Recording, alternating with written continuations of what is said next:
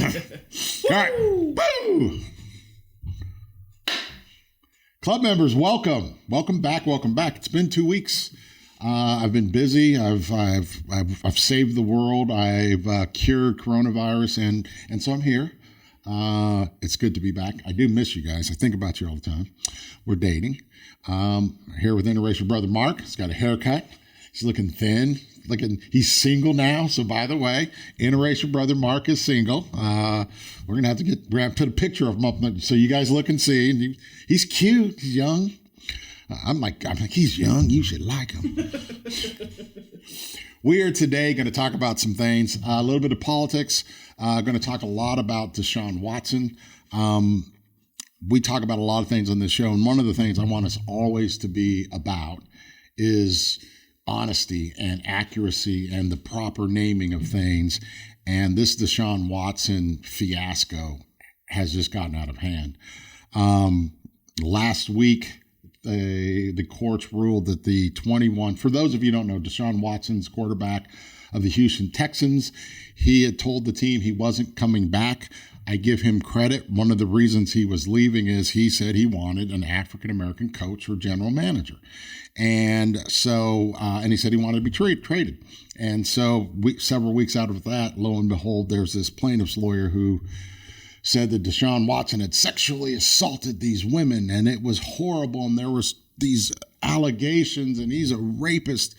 And then yesterday, which was the reason I really knew we were going to do this, people were comparing him to the Michigan State Olympic rapist piece of trash. And I said the idea that we are comparing Deshaun Watson to this, is it Larry Nassar? Is just it's stunning. It's stunning. Nassar was sexually assaulting 12-year-old girls, 13-year-old girls, 8-year-old girls. He did it for 20, almost 30 years. He is the epitome of trash. He should be set on fire. And yesterday I read a story comparing Deshaun Watson to Nassar. For those of you who don't know, Deshaun Watson is alleged by 21 women to have assaulted them. And this is where the lawyer games get involved. I tried cases. I won $160 million in verdicts and settlements. I can tell you this, there is not a top quality plaintiff's lawyer that he would even consider taking these cases. And one of the reasons you can tell is what they've done is they'll take a word out of an allegation and they'll say, oh, and he assaulted her and he did this and he did that. But they won't give you the whole story. They won't give you a sentence of the story. It's just a word. It's got to be a word. And they do it in such a way that it makes the guy look horrible. Here they also, in Texas, they have called rape shield laws, which say a victim of sexual assault does not have to disclose his or her name. And so this plaintiff's lawyer has taken advantage of that and made all of this cumulative number of allegations against Deshaun Watson. And as of 2 days ago or 3 days ago, the NFL announced that they were now investigating Deshaun Watson. The Houston Police Department has announced an investigation of Deshaun Watson. And at no point in time has the NFL, has the media, and certainly not the Players Association attorney, who's the worst attorney in the world. He has done nothing to defend this guy. And for clarity, if there was anything that even looked like Deshaun Watson had raped even one woman, if one's enough, we wouldn't be having this conversation. But when you look at these allegations and you start dissecting them, it's appalling. And they're just trashing this guy's career. And so we're going to go through some of them, and it's important. And one of the main things we want to emphasize here is when you take these people making these allegations and you equate what they've been through to rape, to molestation, to sexual assault, it is a disservice to victims of sexual assault and rape. It does damage. I mean, it's one of these things that if a person, if you get a plaintiff's lawyer and he's allowed to take one word out of his own lawsuit that he's drafted, and he gets to put those all out there, and we just say, well, this other person must be guilty. This is sexual assault. It does a disservice, because women and men, people are truly sexually assaulted every single day, and it's appalling. And if we now are to this point where a plaintiff's lawyer can say, oh, he's raped 20 women. He doesn't even say rape, by the way. There's no allegation of rape. There's no allegation of any type of penetration. There's no contemporaneous complaint. There's no person who left and said, I'm calling the police. There's not a call to the police. And Deshaun Watson is being trashed. And so we're going to go through some of these, and then we're going to talk about some other stuff. Last week, we talked about, 2 weeks ago, we talked about our good friend Brett Reed for the Kansas City Chiefs. Now, I don't want to say there's a double standard, but Brett Reed is the nice heroin addict drunk who put the little beautiful girl into a vegetative state, leaving the Chiefs facility. As you know, he was drunk, had multiple drinks, high on whatever his pharmaceutical of the week was, never charged. Well, he was charged last week with DWI. So it's his third or fourth or fifth DWI. And here's what's interesting. The Chiefs and the NFL, they've not launched an investigation into the person who puts the 4-year-old girl into a vegetative state. They've not launched an investigation into the Chiefs. Hey, Chiefs, I know that it's 3 days before the Super Bowl, but did you know your linebackers coach was so drunk 3 blocks from the stadium he almost killed a 4-year-old?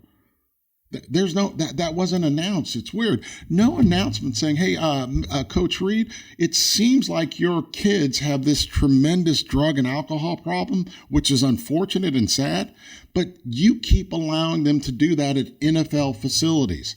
No investigation of that. I'm sure it's just a coincidence. I mean, that's roughly the same. And when you compare that to what Deshaun Watson has been accused of, you'll see where we're going. And I'm just going to say that I just think this is a money grab, and it's not even there. It's just a money grab. And perhaps the best evidence of that, these women's lawyer, I don't even say his name, although it's a funny name. Now we're going to laugh every time we say it. He said when these were filed, he says, we're going to cooperate with the police. We're going to take these forward. Let me say this. There's civil lawsuits for money, and then there's criminal law. Criminal law, someone's violated the law, the state, the prosecution charges them. Civil law is where you, as an individual, you say, I've been hurt and I want to sue somebody. They're fundamentally different. From a plaintiff's perspective, if you have a client that has been hurt because of criminal conduct, you are happy to cooperate with the police because they're able to get evidence and they're able to do other things.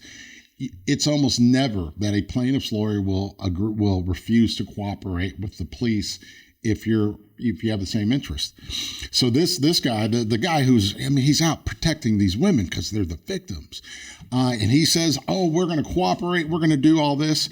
Does two things. He files their claims under the Rape Shield law, so we don't know who they are. Deshaun Watson and his attorneys can't respond. But of course, the plaintiff's lawyer, they're running ads saying, if you've ever been molested by Deshaun Watson, call us. And by the way, if you had been molested or attacked, you should call. As you'll see, he was able to get 2021 allegations, and here they are. Their names have now been made public. We're not going to say their names, but we're going to look at some of these claims. Now, one of the first ones, and again, these women were doing massages, and in the massage industry, I mean, this is just a standard thing. If you're doing massages, there's a certain number of men are going to want to be masturbated, and that's that kind of industry. Some women too, I guess. I don't know. It's part of the business, and let's not confuse masseuses who this is what they're do with these other people who are doing massages in hotels and in places. These aren't sports massages. And so it's just, they jack people off for money. That's what it is, and that's what people do. Deshaun Watson apparently liked to do it. Give him credit. He's not driving drunk or anything. He's just getting hand jobs. And what's crazy is that in their allegations, they point out that here's what Deshaun Watson did. He would contact them and he would say, now, I want to be clear. I don't want a typical sports massage. I want a different kind of massage. Again, if you don't understand what that means, and again, he got them fairly regular, so there's whole groups of people that did understand what they meant. So that's how he started. And this one woman, she says that he was adamant about it. Well, first of all, and again, there's no factual analysis of the claims. The claim that I'm cracking up on is they came out yesterday. They said, this victim came out and she said, first of all, I own my own makeup business. I do professional makeup. And so last month I was giving Deshaun Watson a massage. Well, wait, I thought you were a makeup person. And she says, well, I told him I wasn't a professional massage, but I'll give him one anyway. So she says that he got undressed. I think it was their hotel or something, or he got undressed. She says she left and came back, and Deshaun Watson was completely naked, and except for a little towel, which he brought with him. So where was that towel? And she says she came back, and he was completely naked. So she was massaging him, and 25 minutes later, she says she was uncomfortable. All right, so you're massaging the gigantic dude who you turn around, it's completely naked, and he has a tiny towel, which he hid somewhere. But after 25 minutes, she felt uncomfortable because why? He was aggressively telling her where she should put her hands. And at one point in time, and here's the other thing, she says he was erect. And at one point in time, he made the tip of his penis come out from underneath the towel he brought. Now, I mean, it's so you're there for 25 minutes. The 6'4" dude has a hard penis, and his tip of his penis came out of the tip. Now, I mean, it's not possible. I mean, it's just not possible. And no one says, hey, that seems really hard to be. And then she says, and at one point in time, he moved his hips and caused his penis to hit her hand. And she was assaulted. That's a simple assault. That's what it was. And so I'm like, okay, so you were assaulted by the guy who's laying down with the cloth rag over his erect penis, and he brought the tip out, and then he moved his hip and it hit her hand, and she was assaulted. That is not sexual assault, and it's appalling. And when that woman goes to trial, she's going to get crushed by the defense lawyer. You're there, you have a person who's completely naked. Let's just say this is what happened. You did go to the other room and you came back and he's completely naked and he had a towel over his penis, which is erect. If you did not walk right out, see, because he's laying down naked with a towel on him, and you didn't leave. In fact, you stayed and gave him a massage, and this is the guy who said, I don't want a regular sports massage, I want this. You did nothing. And apparently I don't know how it ended, but then she came back a week later and did the same thing. And then she goes, and this guy puts ads out saying, if you've ever given a massage to Deshaun Watson, call me. So that was that allegation. And then there's allegations about the woman. My favorite one is, and that he ejaculated and it got on my body. How did that happen? Did it it's just, wow, nice shot. It's horseshit. I mean, it's wrong. You can't equate. And what's crazy is there's not a police report. There's not a complaint. There's not an email saying, I'm sorry. There's nothing. And the fucking NFL announces they're going to investigate this dude because of what these 21 women say. And by the way, here's my favorite part.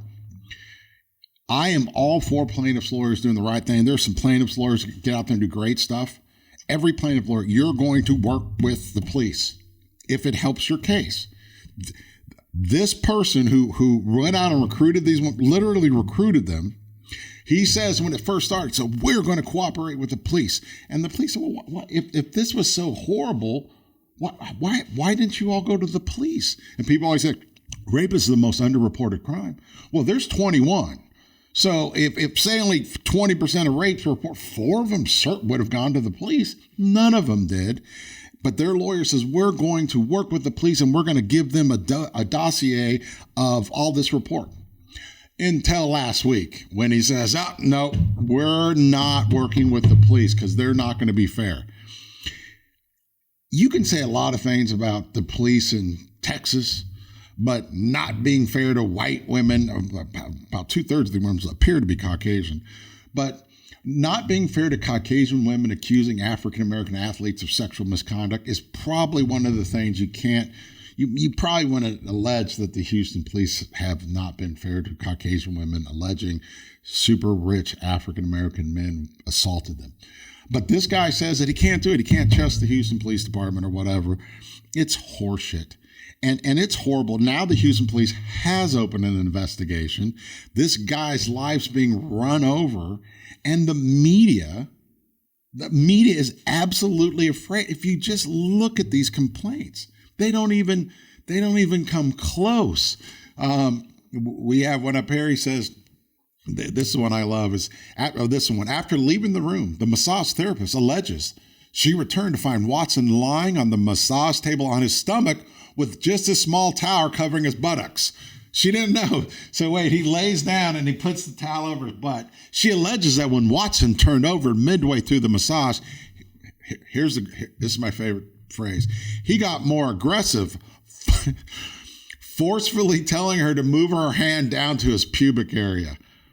What? He was making you move your hand? Okay. The plaintiff alleges that she felt, intimidated and threatened because, most people naked with a towel on them are so intimidating. And she was afraid of what someone like Watson could do if she did not submit to his demands.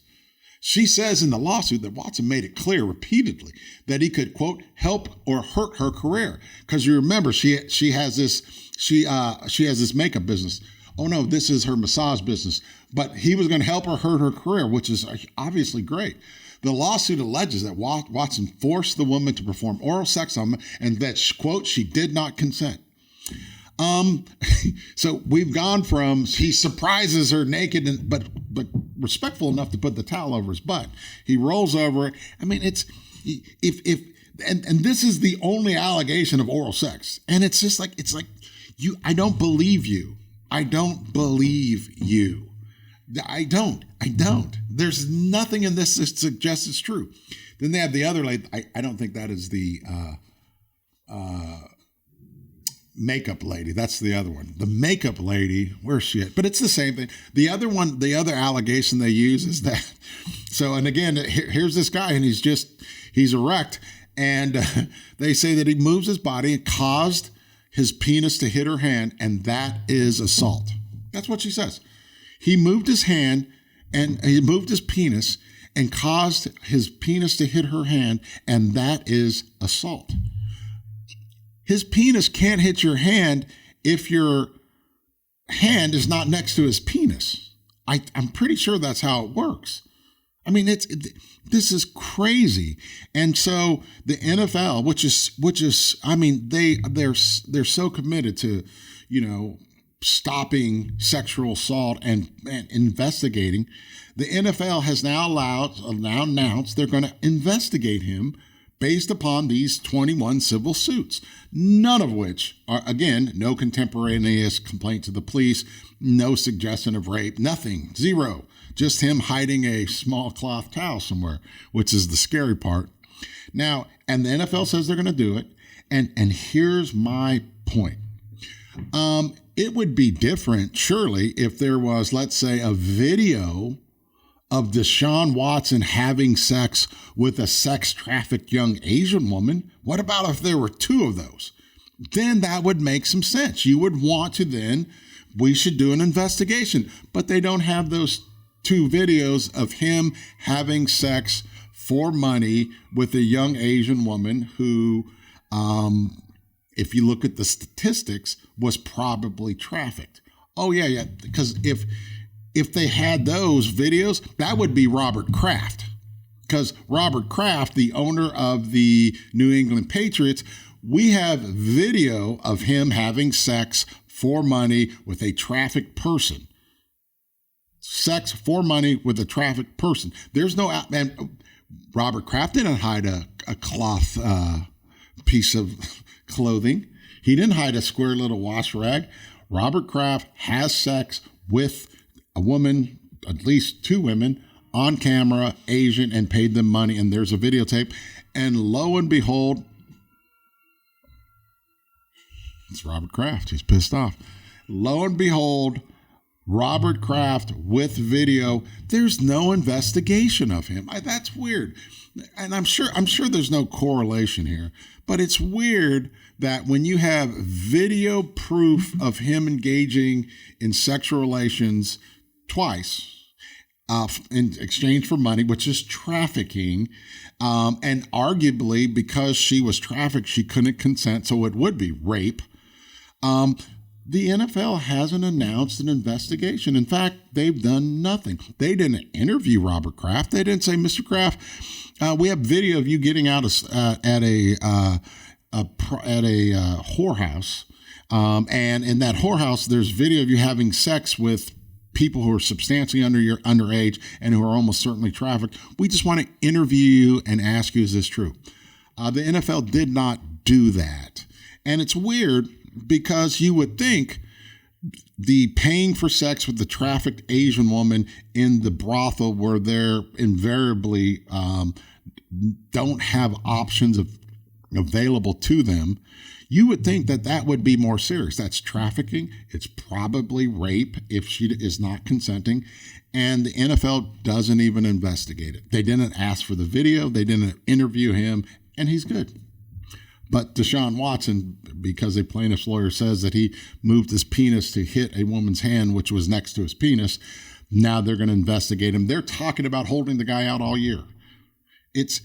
And this is directly on the tail of this Britt Reed scenario where you have this just shocking amount of drug use, of alcohol, of driving, and of people dying. Britt Reed, I mean, how many people do you have to seriously injure or be around before something happens? There is no penalty, no investigation, no punishment against Britt Reed, who at the time was an NFL assistant coach.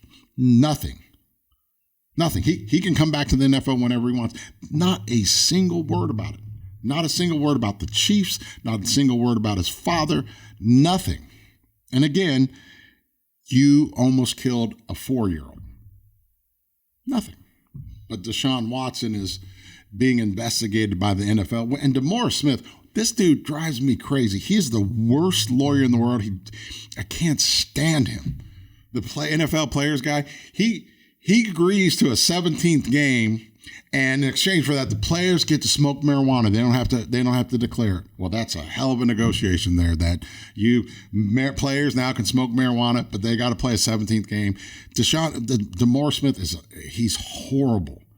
The players union should get rid of that dude. They should get LeBron James as their agent because this shit's crazy. It's crazy. Anyway, that's my speech. I mean, what I'm saying is this: look at these allegations. Treat people like you would do unto others as you would have them do unto you. But it's crazy. I mean, when you look at this, one thing we talk about in this podcast is we're going to call balls and strikes on race. But I think we should call balls and strikes generally. No pun intended. No, but this when you look at this allegation, it's like it doesn't make sense. It doesn't make sense. It's not believable. It does a disservice to victims of sexual assault. It does a horrible disservice to Deshaun Watson. The NFL has not even considered the possibility that, I don't know, maybe the guy people are trying to take money from him. I mean, what else do you need? Give me an allegation. Give me a statement that says, here's what happened, and give us the whole full statement. They can't do that. They can't. So speaking of lawsuits, we were in court all week, Marky. me and Zach's lawsuit against the city of Compton. Now, you guys, you have to know about. So as I told you a couple of weeks ago, Zach and I have a marijuana business, and the city of Compton closed it illegally. And so this week we got a video. I mean, we got a video. Robert Kraft was getting jacked off, and we got a video. Robert Kraft was getting jacked off. We got an email. They have to produce discovery, and this email was from the city of Compton, and it shows that Compton's chief building officer, a guy named David Dent, was emailing Compton's city attorney, a guy named Craig Cornwell, and Compton's assistant city attorney, a guy named Merle Green, and Compton's city manager. And they were concocting a plan to raid our marijuana business and 3 others, and that they would hide the marijuana cash at the LA Sheriff's Department, which they just got busted for robbing marijuana places. But the Compton city manager, city attorney, and chief building officer are writing an email saying, we'll say it's an emergency, and we'll go in and we'll take all the marijuana cash and we'll just hide it at the sheriff's department, and we won't have to file a report. And so we're sitting there. We've been in court for 4 years, and it's like, this sounds like exactly what happened. And it is amazing. And we're going to update you. We have a big hearing on Tuesday. We were in court today, and we said we need this whole email chain because it is unbelievable proof of how corrupt the city of Compton is. It's stunning. It's unbelievable. What I love, though, is they're so dumb. You know what I mean? It's like, so you thought it was... You thought here's the trouble is you knew the people participating weren't smart enough just to process it. So you're like, okay, I'm going to step 1, step 2, step 3, step 4. And you put that all in an email, and it's like, and we're going to hide the marijuana and the cash, and we won't have to do a report. I'm pretty sure that's called conspiracy. And that's what they did. So we'll be in court on Tuesday trying to get some more of this conspiracy. So that is what we've got planned. Marky, you got anything going on this week? Nothing too crazy. Nothing too crazy. All right. So how's single treating you? Just man, so far so good. Have you cried or anything? I haven't. Not yet. All right. What do you? Mark didn't like this. This is. He's afraid. We have a new podcast coming up, Twins at Law. We've been trying to put it together, and we've just been busy. It's going to be interesting. It's going to be me and my twin brother, who's a pretty amazing criminal defense lawyer. And so we look forward to it. We're going to be at 4,000 next week. All right. Thank you. You guys have a great. What's this? Is there something coming up? Is it Labor Day? I thought there was something big coming up next week. There's nothing. Have a great Wednesday. This has been a Mark Samuel media production in conjunction with the Laugh Bureau. Zach Miller just sold a deal. Birthday's coming up. Your birthday is? Earth Day. Oh, Earth. When is Earth Day? It's next Thursday. Yes, next Earth Day. Have an amazing Earth Day. What do you do on Earth Day? Watch Captain Planet. Oh, you know what's coming up? 420 is coming up. Yeah. Oh, you aren't a cannabis person. 420 is the first day at our cannabis place where we made 8,000 cash. And it doubled every week. It was like, all right, this weed business is good. You guys be careful. By the way, the Fast Pass vaccination, Fast Pass, I think we saved the world. So like and subscribe. You guys have been great. We appreciate it. Muchos gracias.